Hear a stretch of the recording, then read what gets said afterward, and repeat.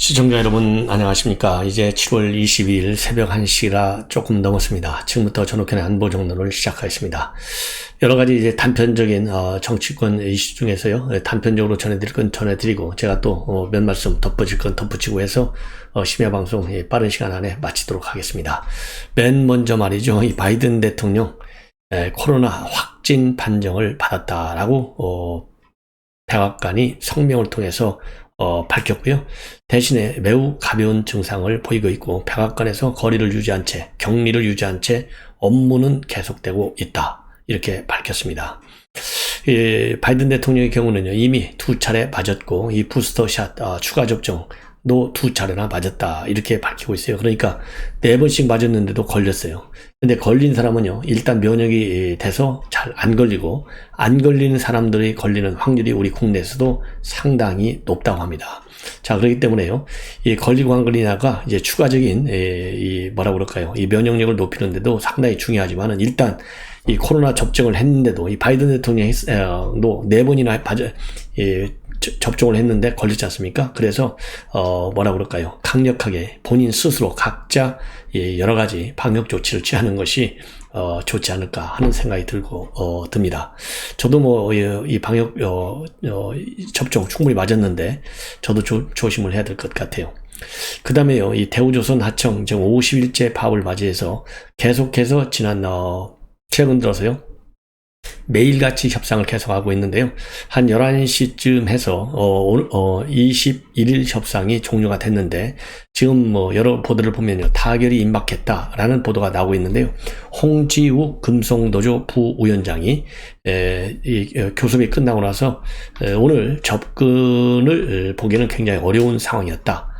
그래서 정예우 협상을 재개해서 가능한 의견 접근할 수 있도록 앞으로도 노력을 하겠다. 그리고요, 상당 부분 의견 접근을 이룬 것으로 보면 되느냐라는 질문과 관련해서는요, 그렇게 보면 안 될 것 같고 합의에 이르도록 최대한 노력을 하겠다. 그러면서 잠정 합의된다는 보도가 나와서 노사는 그게 아니라는 걸 알려드리려고 나왔고 다들 노력하고 있으니까 오늘 교섭을 하고 내일 다시 협상 일정을 알려드리겠다 라고 밝혔습니다. 지금 제가 이미 여러분께 말씀을 드린 대로요, 임금 인상 문제에 관해서는 본래 30%를 요구했었는데 한 4.5% 선에서 일단 합의가 된 것으로 알려지고 있고요.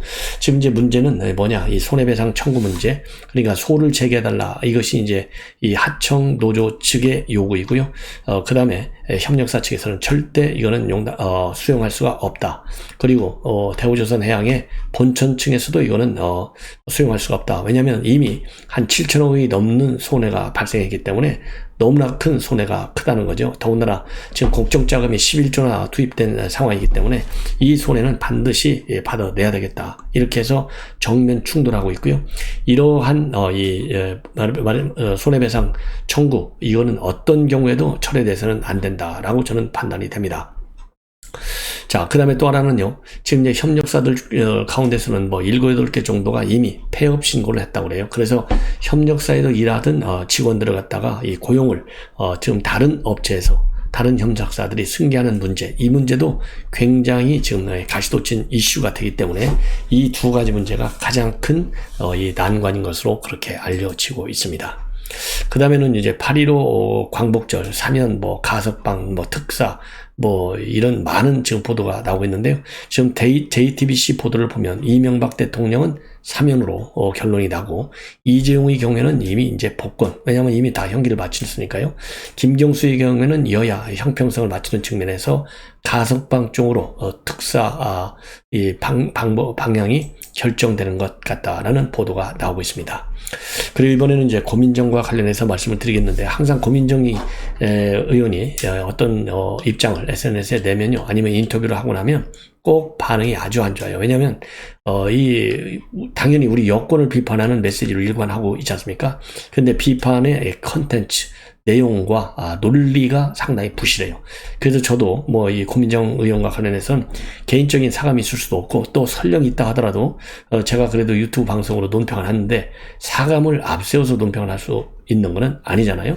근데 최근에 이 고민정 의원이 본격적으로 이슈화 시키고 있는 것은 이 사적 채용이라고 하는 야권의 프레임을 가지고 계속 윤석열 대통령을 공격하고 있어요. 윤석열 대통령과 그 측근들을.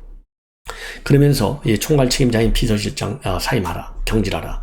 그리고 인사비서관과 총비서관도 경질하라. 이러한 이 주장을 내놓고 있고요. 심지어 비가 오는 날도 이 1인 시위를 대통령실 인근에서 하고 있어요. 그러다 보니까 지금까지는요, 박민영 우리 국민의힘 대변인이 이러한 이 사적 채용 논란 비판에 대해서 적극적으로 막 카운터 펀치를 날리고 있어요. 그래서 사적 채용과 관련해서는 당신 남편 이거 뭐 특강 강사로 초대한 거 이거 사적 채용 아니냐 해명하라 얘기를 하고 있고요. 그 다음에 청와대 대변인으로 채용한 거 이것도 사적 채용 아니냐 여기에 대해서 해명하라 이러니까 이 고민정 의원이 뭐라고 했냐, 아 그래? 내가 청와대 대변인, 내가 KBS에서 14년이나 일을 했고 나는 인재로 발탁된 사람이야. 그러면서요, 한마디로 해서 어디다 대고 나를 사적 채용했다고 하느냐 반박 입장문을 내놨어요. 자, 그러니까 거기에 관해서도요, 이 박민영 대변인도 강력히 또 비판하는 입장을 내놨습니다. 그러면서 충분히 그렇게 해서 내가 인재라서 이 채용이 된 거다, 아무 문제가 없다.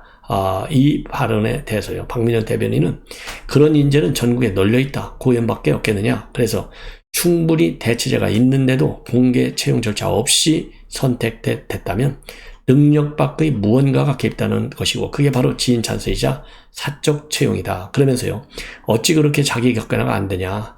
자기 객관화 또한 정치인으로서는 중요한 능력일 텐데 연거푸 엉뚱한 궤변이나 늘어놓으면서 스스로 인재라 칭하고 있는데 부끄럽지도 않느냐, 이렇게 일격을 날렸습니다. 그래서요, 이 박민영 대변인이 판정승으로 끝났다, 저는 그렇게 판단이 되는데요.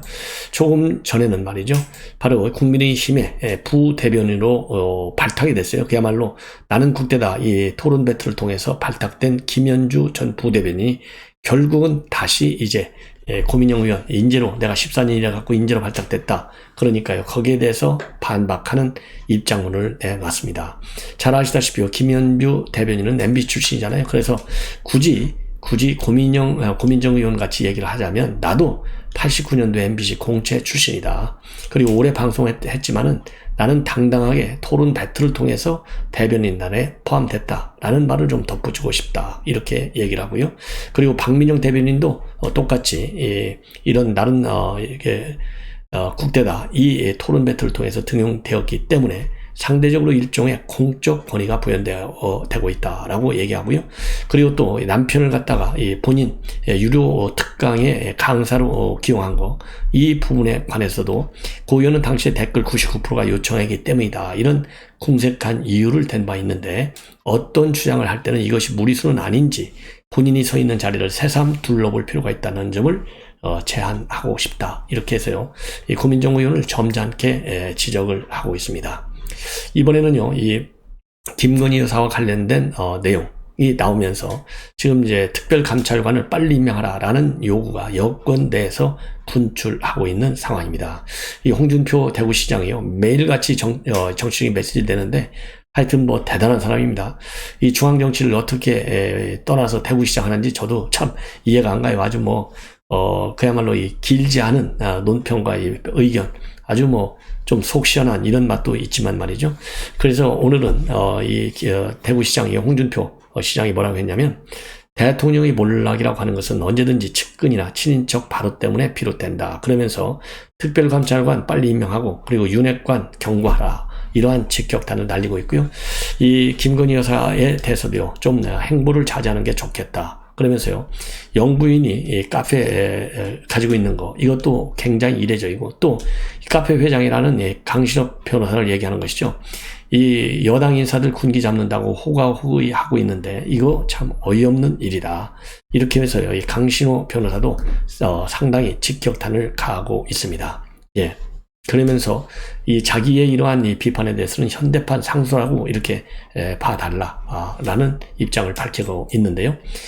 그래서 이와 관련해 가지고요, 신평 변호사가 인연의 의미라고 하는 인연의 의미, 이 제목하에 페북에 글을 길게 쓰고 있어요.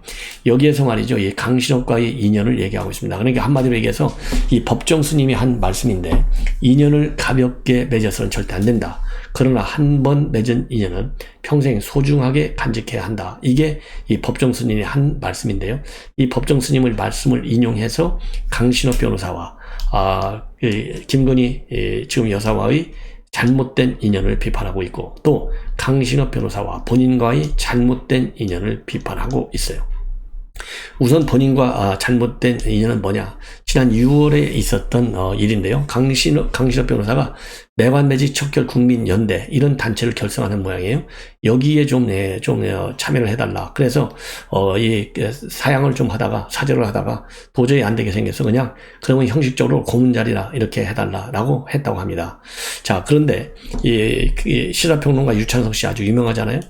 유창성 씨하고 그다음에 강신업 변호사가 논쟁하는 방송에서 이런 걸 봤는데, 이 유창성 선생 마음이 굉장히 맑은 분이다, 이렇게 이 신평 변호사가 두둔을 했다고 그래요. 그랬더니 바로 전화를 와가지고 내가 녹취록 다 가지고 있다 그러면서 협박조에 이 비판을 했다는 겁니다. 자, 세상에 이런 사람 정말 놀랬다는 거죠. 그래서 본인이 이렇게 잘못된 인연을 강신업하고도 가지고 있는데, 김건희 여사도 강신업 변호사하고 이건 잘못된 인연을 맺은 것 같다, 이렇게 결론을 내리고 있어요. 자, 그러면서 최근에 이제 김건희 여사가 이 강신업 변호사 본인과는 전혀 관계없다 이렇게 얘기를 했지만은 너무나 이미 때는 늦었다는 겁니다. 이렇게 선을 그은 것이. 자, 강신업 변호사 왜 그동안에 계속 이 김건희 여사 무슨 관계가 있는 것처럼 이 외관을 취하면서 많은 비판을 해 왔지 않습니까?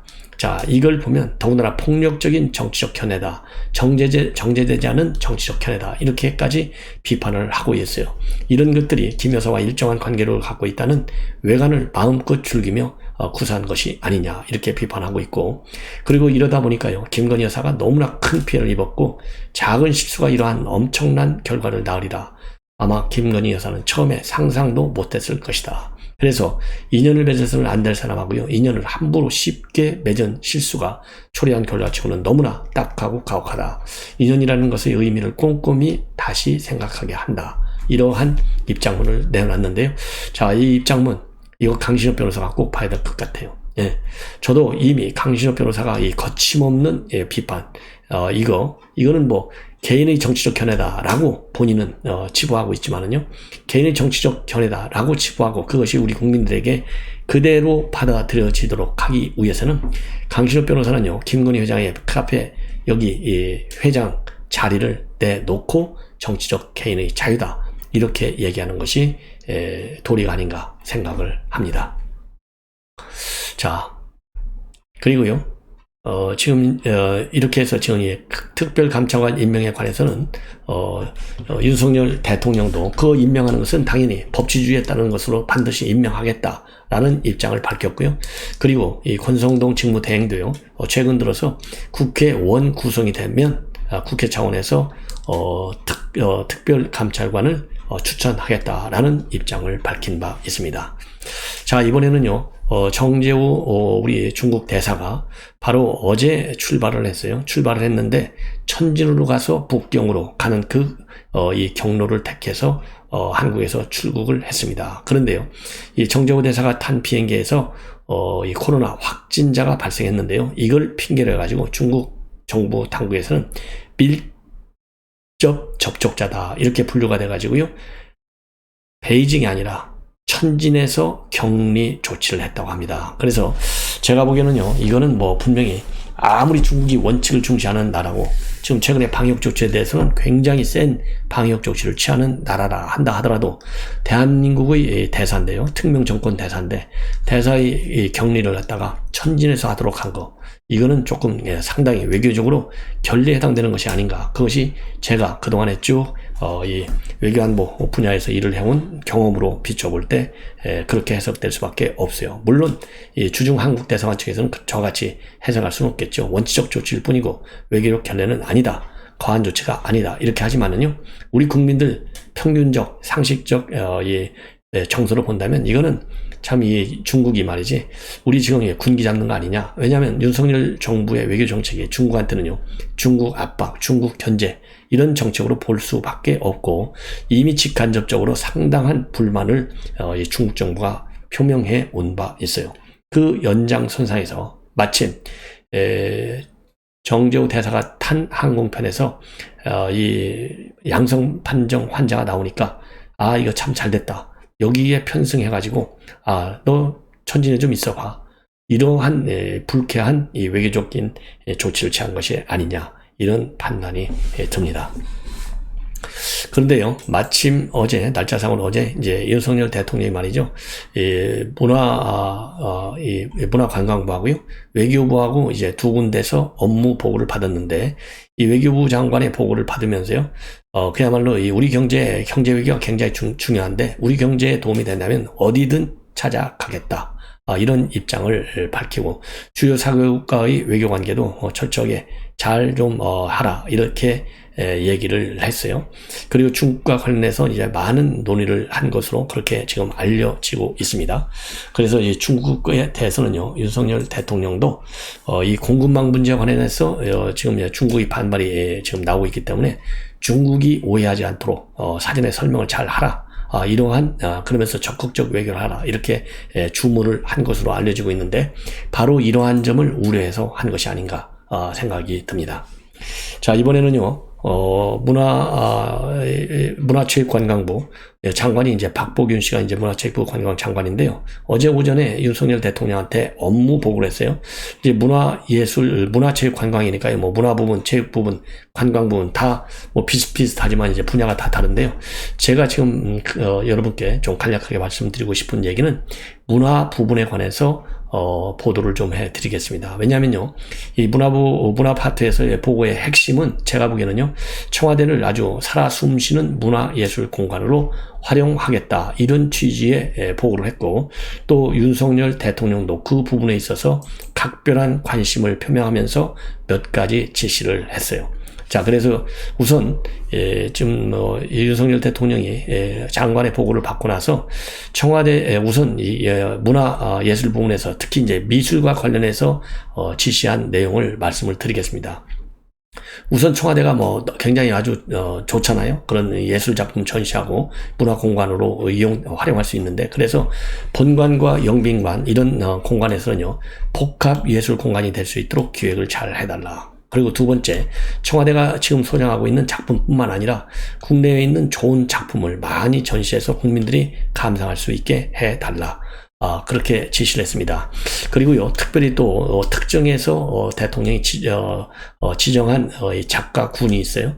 장애인 작가하고 신인 작가를 적극적으로 발굴하고 이분들의 작품을 우선 구매할 수 있게 해달라라고 얘기했습니다. 그래서 장애인 작가고요, 신진 작가, 청소년 아티스트 이런 분들의 전시 공연 공간을 많이 좀 확보하라, 이렇게 당부를 오늘 했다고 합니다. 자, 근데 여러분들께서 잘 아시다시피요, 윤석열 대통령은 집무실과 사저에 다운증후군을 가진 김현우 작가의 작품을 걸어놓고, 또 이 발달장애 이 작가의 작품도 집무실에 이미 갖다 놓고 있어요. 그래서 이 발달장애 작가의 경우에는요, 이 강 작가인데, 이 강예진 작가, 아마도 강예진 작가의 엄마가 좋아하는 엽서로 된 작품인데요. 이 작품을 갖다가 지금 집무실에 걸어 놨어요. 그리고 또 이 장애인 작가 중에 한 작가는 바로 이 김현우 작가입니다. 이 퍼시 잭슨 수학 드로잉이 나오는 이 작품을 또 이것도 집무실에 걸어놨고, 이 작품은요, 바이든 대통령한테 직접 윤석열 대통령이 설명한 그림이에요. 자, 그리고 이 다운 증후군이 있는 지적 장애인 작품인데, 이 장애인들의 작품이 가격이 너무나 싸더라, 이런 또 의견을 또 장관한테 밝혔다고 합니다. 자, 그래서 지금 이제 앞으로, 그래서 이제 장애인 작가들에 대해서까지 윤석열 대통령이 굉장한 관심을 갖고 장관한테 각별히 좀 챙기도록 이렇게 지시를 했어요. 그리고 이제 장관의 입장에서는요, 지금 현재 청와대가 소장하고 있는 작품이 한 600점이 넘는데 이 600점이 넘는 작품 중에서 우선 한 3, 40여 개의 작품을 먼저 모아가지고 전시회를 개최하겠다라는 입장을 밝혔습니다. 전시회, 청와대에서 이제 전시하는 거죠. 그래서 이번 이 우선적으로 맨 먼저 전시되는 작품에는요, 허백년 씨의 이 벽추, 그 다음에 이상범의 산수, 김기창의 농악, 뭐 아주 유명한, 저도 뭐 미술 잘 모르는데 이분들의 작품은 저도 많이 좀 들어본 것 같아요. 서세호, 박대성, 송규태 이런 한국화 소장 작품이 우선적으로 전시될 예정으로 있습니다. 예. 그리고 이제 앞으로요, 녹정과 같은 야외는요, 조각공원으로 조성이 된다고 합니다. 그러니까 좋은 조각품들 청와대 녹정 가면 이제 쉽게 보실 수 있는 것 같아요. 그리고 이 녹지원의 경우에는요, 180여 종 5만여 그루, 그리고 꽃을 지금 가지고 꽃이 있기 때문에 고품격 수목원으로 발전시킬 예정으로 있다. 이렇게 지금 보고를 한 것으로 지금 알려지고 있습니다. 자, 그래서요, 이제 앞으로 여러분들께서요, 청와대를 가시면 그냥 이 자연 경관도 보실 수 있지만은 상설 전시장 역할을 할 수 있는 청와대로 업그레이드된 거기에서 많은 우리가 이제 문화적인 그런 식견을 좀 높일 수 있는 그런 이 공간을 우리가 보게 되지 않나 이런 생각이 들고요. 이 최종적으로 문체부 장관이 보고한 바에 따르면은 이 청와대를 갔다가요, 이 프랑스 베르사유 궁전 뭐 안 가보신 분도 없을 거예요. 베르사유 궁전을 벤치마킹해서 그 정도로 꾸미겠다. 이렇게 지금 포부 계획을 밝혔다고 합니다. 그래서 이 본관과 관저의 경우에는요, 상설 미술품 전시장으로 만들고, 영빈관은요, 프리미엄 근현대 미술품 전시장으로 재구성할 계획으로 있다. 그래서 이제 본관과 그리고 이제 영빈관, 여기 가면요, 아주 좋은 그림들을 많이 보실 수 있을 것 같습니다. 자, 그리고 지금 이건희 컬렉션도 이 첫 행사에서 또 선보일 가능성이 많고, 특히 8, 9월에는요, 장애인 문화예술 축제를 계획 중에 있다고 합니다. 예. 그래서 여러분들 말이죠, 이러한 축제 할 때 시간이 되신 분들 꼭 가서 한번 즐기시는 것도 굉장히 좋을 것 같아요. 그래서 청와대가 정말 우리 국민 품에 안겨줬구나, 국민한테 돌려준다고 하더니 정말 국민한테 돌려줬구나, 이것을 실감할 수 있는 계기가 되지 않을까 생각이 듭니다. 이제 마지막으로 한두 곡지만 더 말씀을 드리면요, 지금 대구에서요, 상당히 이색적인 광고가 나옵니다. 바로요, 대구 수성구에 범어 사거리가 있는데요, 이 범어 사거리에 대형 전광판 광고가 나간다고 합니다. 누구 광고냐? 바로 이준석 광고예요. 이거 참 어느 분이 이 아이디어를 냈는지 당연히 이준석 지지자가 이런 아이디어를 냈겠죠. 그래서 오전 8시부터 바로 날 새면 오늘입니다. 예. 오전 8시부터 6, 7분 간격으로 송출되는 응원 영상을요, 이 광고로다가 띄울 예정인데, 이 영상에는 어떤 내용이 올라가느냐, 이준석이 가져온 변화와 혁신의 새바람이라는 문구를 시작으로 해서 이준석이가 도입한 공직 후보자 기초 자격평가 PPAT, 그리고 이 난 국대다 대변인 선발 토론 배틀, 이런 것들이 소개가 되고요. 그리고 최근에 여론조사에서 1위를 달리고 있다는 내용이 나오지 않습니까? 바로 저도 보도해드렸지만 조원 CNI 이런 데서 나오는 여론조사 결과도 또 소개를 하고, 그리고 당 대표가 되고 난 이후에 당원 수가 급증했다는 내용도 보도할 예정이라고 합니다. 그래서 보수 혁신의 상징 이준석 대표를 응원한다, 이런 문구로 끝맺음을 할 예정으로 되어 있다고 하는데요. 이거 참 대구 이 광고를 하는 분의 취지는요, 뭐냐면은 이 대표 부모의 고향이고 TK의 심장 대구에서 지난 1년간 이준석 대표의 노력을 응원하고 싶어서 이러한 전광판 광고를 낸다, 이런 입장을 밝히고 있습니다. 자, 시청자 여러분, 이것으로 오늘 심야방송을 모두 마치겠습니다. 편안히 주무십시오. 대단히 감사합니다.